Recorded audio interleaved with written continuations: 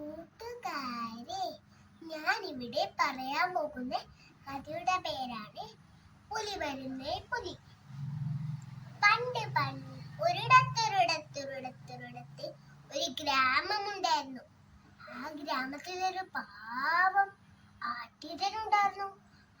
ആ ആട്ടിടന് ഭാര്യയും ഒരു മകനും ഉണ്ടായിരുന്നു. കൂട്ടുകാർക്ക് ആട്ടിടൻ ആരാണെന്ന് അറിയാമോ? ആട്ടിൻ പറ്റത്തെ പുല്ല് തീറ്റിക്കുന്ന ആളെ പറയുന്ന പേരാണ് ആട്ടിടയൻ. ആട്ടിടയന്റെ മകൻ അവൻ മല്ലാ കുസൃതിയാ. പോരാത്തതിന് കള്ളം പറയും. കള്ളം പറയുന്നത് നല്ല ശീലമാണോ? നമ്മുടെ ആട്ടിടയനും ആട്ടിടയന്റെ ഭാര്യക്കും ദൂരൊരു പട്ടണത്തിൽ ആവശ്യത്തിന് പോകേണ്ടി വന്നു. ആകെ സങ്കടത്തിലായി. ആട്ടിടയൻ പോയാലേ ആരാ പിന്നെ ആട്ടിൻകുട്ടികളെ വെയ്യാൻ വിട്ടിച്ച് കാവലിക്കുക? അതോർത്തപ്പോൾ ആട്ടിടയന് സങ്കടം കൂടി. അങ്ങനെ ആലോചിച്ചിരിക്കുമ്പം ആട്ടിടയന് ഒരു ഐഡിയ കിട്ടി. എന്താ? അയാളെ വികൃതിയായ മോനെ അടുത്ത് വിളിച്ചു. എന്നിട്ട് പറഞ്ഞു, മോനെ, ഞാനും നിന്റെ അമ്മയും ദൂരെ ഒരു പട്ടണത്തിൽ ഒരാവശ്യത്തിന് പോകുക. നീ ആട്ടിൻ പറ്റത്തെ നന്നായി നോക്കണം. ഒത്തിരി മൃഗങ്ങൾ ആ കാട്ടിലുണ്ട്. ആട്ടിൻകൂട്ടത്തെ മെയ്യാൻ വരുമ്പോൾ പുലിയും കുറുക്കനും സിംഹവും പിടിക്കാതെ ശ്രദ്ധിച്ച് സൂക്ഷിച്ചു കാവലിരിക്കണേ. അച്ഛൻ പറഞ്ഞതെല്ലാം വികൃതിയായേ ആ മോൻ തലയാട്ടി കേട്ടു. അടുത്ത ദിവസം നമ്മുടെ ആട്ടിടയനും ഭാര്യയും ദൂരെയുള്ള പട്ടണത്തിലേക്ക് പോയി. ആട്ടിടയന്റെ മകൻ ആട്ടിൻ പറ്റത്തെയും കൊണ്ട് പുല്ലിൻ ചെരുവിലേക്ക് പോയി. കുറച്ചു നേരം കഴിഞ്ഞപ്പോഴേ അവൻ അങ്ങ് മടുപ്പ് തോന്നി. അങ്ങനെ മലന്ന് കടന്നു. അങ്ങനെ പെട്ടെന്ന് അവന് ഒരു ഐഡിയ തോന്നി. മരം കണ്ടാൽ നമുക്ക് മരത്ത് കയറാൻ തോന്നില്ലേ?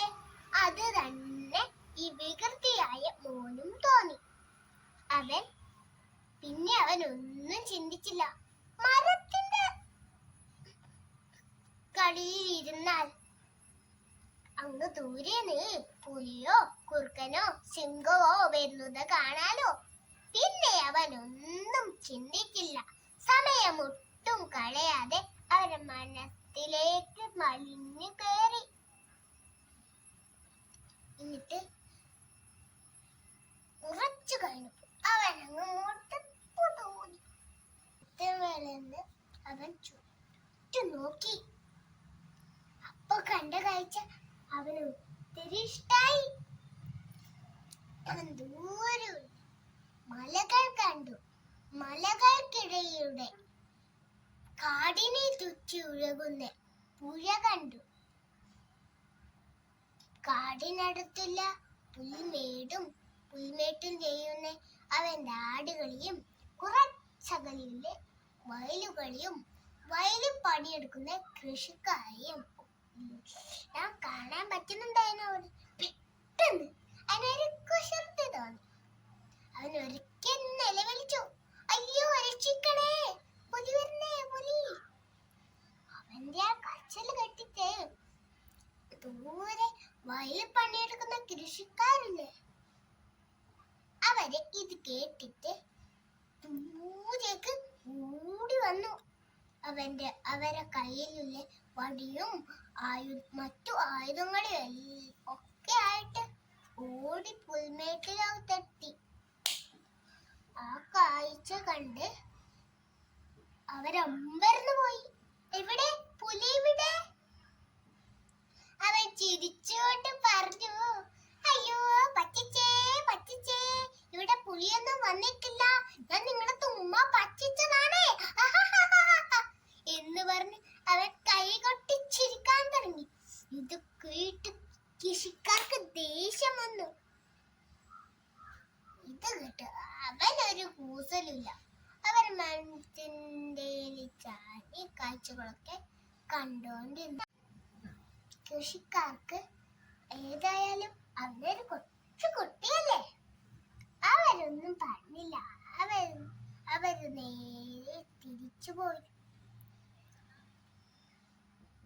ഇതൊക്കെ കണ്ട് അവനൊന്ന് വിശപ്പ് തുടങ്ങി.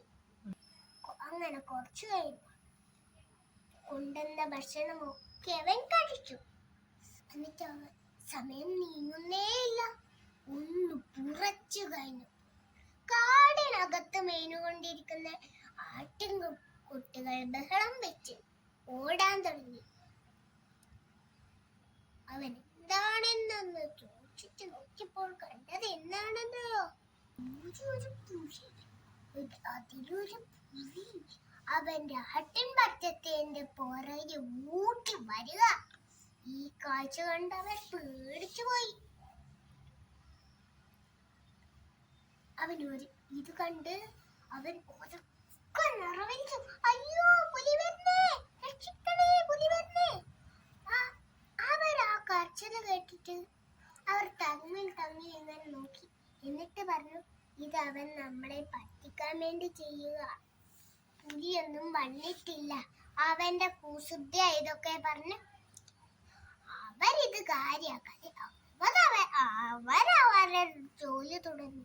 പുലിയെ കണ്ട ആട്ടിൻകുട്ടികളാണെങ്കിൽ ആറ് ചിതറി ഓടാൻ തുടങ്ങി. പുലിയുണ്ടോ അവരെ വിടുന്നു? പുലി കുറെ ആട്ടിൻകുട്ടികളെ പിടിച്ചു കൊന്നു. കുറച്ച് ആട്ടിൻകുട്ടികളെ കടിച്ചെടുത്ത് കാട്ടിലേക്ക് ഓടി. ഇതൊക്കെ കണ്ട് മരത്തിന്റെ കൊമ്പിൽ പേടിച്ചിരിക്കുകയായിരുന്നു അവൻ സംഭവിച്ചതോർത്ത് അവൻ ഉറക്കെ കരഞ്ഞു. പക്ഷെ എന്തു പ്രയോജനം? അവന്റെ കുറെ ആട്ടിൻകുട്ടികളെ കാണുന്നില്ല. അവന് ഭയങ്കര സങ്കടം വന്നു. എന്താണിപ്പോൾ സംഭവിച്ചത്? നമ്മൾ ഒരിക്കലും ആരോടും കള്ളം പറയാൻ പാടില്ല. അതാണ് ഈ കഥയുടെ സാരം.